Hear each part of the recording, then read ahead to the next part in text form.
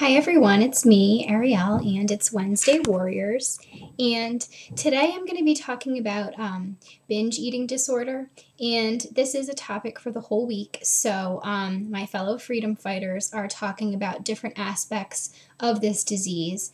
My specific topic is complications of binge eating disorder. So, that's all I'm going to be talking about, very specific.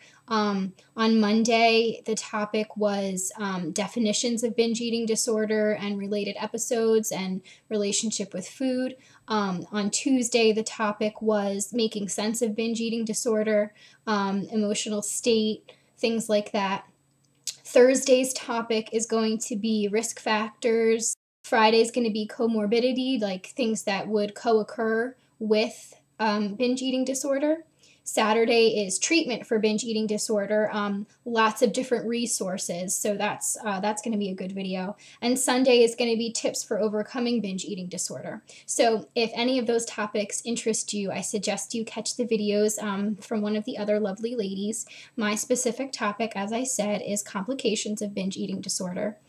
Clearly, if you are already suffering from binge eating disorder, you may know many of these things already. Perhaps you know someone that suffers from binge eating disorder and this will be helpful to you. Or maybe you are one of those few people that you don't even know if you do in fact have binge eating disorder, and this might help you realize that maybe you do need to get help.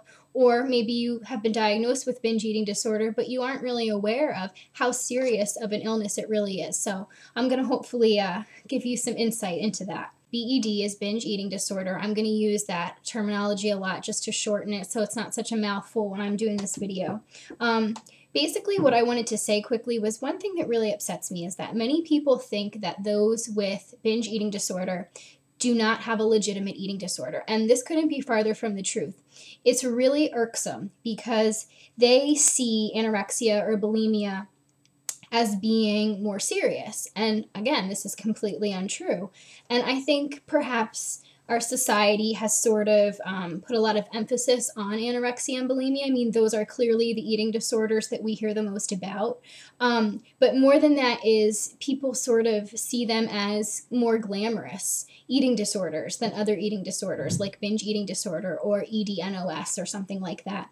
But also when anorexia and bulimia are seen as more glamorous, they're also, for some reason, seen as more deadly. And I don't really think that that's the case. So I definitely wanted to make that be the #1 point of my video in regards to complications with BED. BED is a serious illness. It is. It's a serious eating disorder, and it should be taken as seriously as any other eating disorder. Some of the complications I'm going to cover relate to the intake of far too many calories, and some relate to what can happen if BED leads to a person becoming severely overweight. I just want to say straight off that I hate the term overweight, and I hate classifying people in that way. So I'm a little bit uncomfortable delving into certain things with this topic, only because I don't want to offend anyone, and I don't personally use the word overweight, and I hate the whole BMI spectrum and everything. But anyway, I hate the term overweight, so I'm not talking about BMI and stuff like that. I know that plenty of people whose BMI classifies them as overweight are in fact healthy and beautiful, and I know many people myself that, you know, they don't meet healthy BMI standards, but it doesn't really mean very much. So please don't take my assessment as anything but basics and generalizations and terminology for me to better explain this video. And please understand that I'm talking about binge eating disorder leading to being overweight in an extreme sense, not a textbook sense of the term overweight, okay? So when I say overweight, that's what I mean. I mean an extreme sense. I don't mean just if somebody is a few pounds over the BMI limit, making them be overweight, or even more so than that. I'm talking about something very, very extreme in this regard. The other part of eating too much food with binge eating disorder is that oftentimes it's not healthy food that's consumed. So when food is high in calories and fat and other unhealthy ingredients, it can lead to lots of complications. So the first complication, as you can probably imagine, is high blood pressure and heart disease, type 2 diabetes. These are all things that are mostly associated with a person who becomes extremely overweight. Again, this is not always the case, but you would see this more so in a person who is very overweight than a person who is slightly overweight or of normal weight or underweight. Now, BMI, again, as I said, I don't like BMI. I don't like to put a lot of stock in it, but I will say that anything in excess can be hurtful to the body and even deadly. So if your BMI is off the charts, I mean, chances are you're probably going to have some complications. Sleep apnea is another complication, and depression is definitely a big complication if you want to classify it as one. A lot of people who have binge eating disorder are self-worth sufferers. They just have a really, really negative outlook on their self-worth. Many people with BED wish they could purge, for example, after binging. They wish they could be more like a bulimic. They wish that they didn't just binge, that they could somehow get rid of that food, be a better eating disordered person. It's really hard, I think, for people that have binge eating disorder. And I do know people that have binge eating disorder. I have not struggled with that myself, but I do know in person people that have dealt with that, are dealing with that. So I'm not, just talking from some point far removed from this. I do understand how it is. They can feel inferior to those with other eating disorders, I think is a big thing. They feel misunderstood, for sure. A lot of people can think that they are just lazy or have no self-control. And then in those regards, they feel like they're out of control, and they are out of control at certain points. I mean, when you binge, that it's sort of this out of control feeling. It's very, very difficult. And one thing that I want to point out is binge eating disorder is a huge part of bulimia. So if it's a huge part of bulimia, there's no reason that we shouldn't take it seriously. I mean, basically what binge eating disorder is one half of bulimia.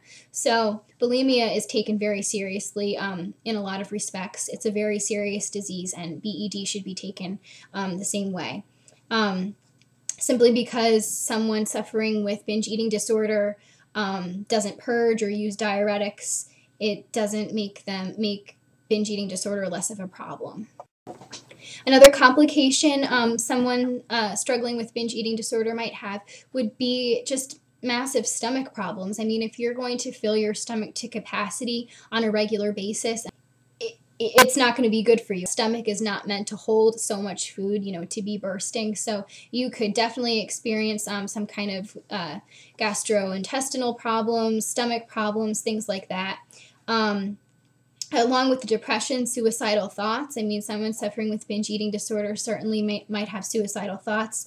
Insomnia could be another complication, as well as high blood cholesterol, gallbladder disease, and other kinds of digestive problems. I would say gallbladder disease and other digestive problems are a big one.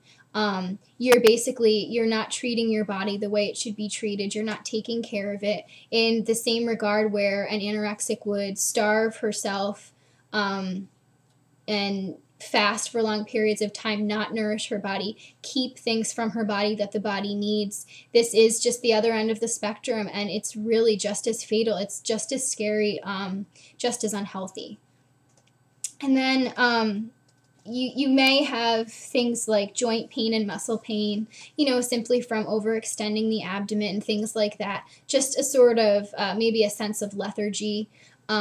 So, those are complications. I mean, I know I just ran down a whole list to try to explain binge eating disorder risks and things like that. But it's really important to be aware of, because you always hear people talking about, anorexics, for example, having bone density problems, osteoporosis, bad skin, bad hair, things like that. And you always hear about bulimics that, you're going to ruin your teeth, and you're going to have esophagus problems from throwing up, and, stomach problems and things like that. But binge eating disorder is very serious, and there are a lot of complications, and it's a very, very hard disease to struggle with.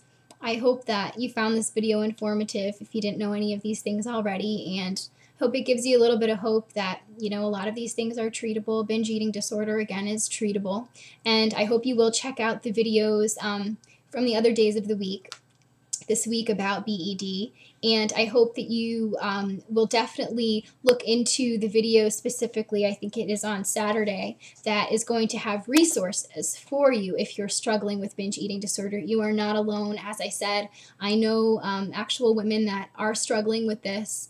You're not alone. It might be scary. You might feel very misunderstood because this eating disorder is not given the same sort of standing as other eating disorders, but I definitely care about you. I'm rooting for you, and I hope you have a really great week, everyone.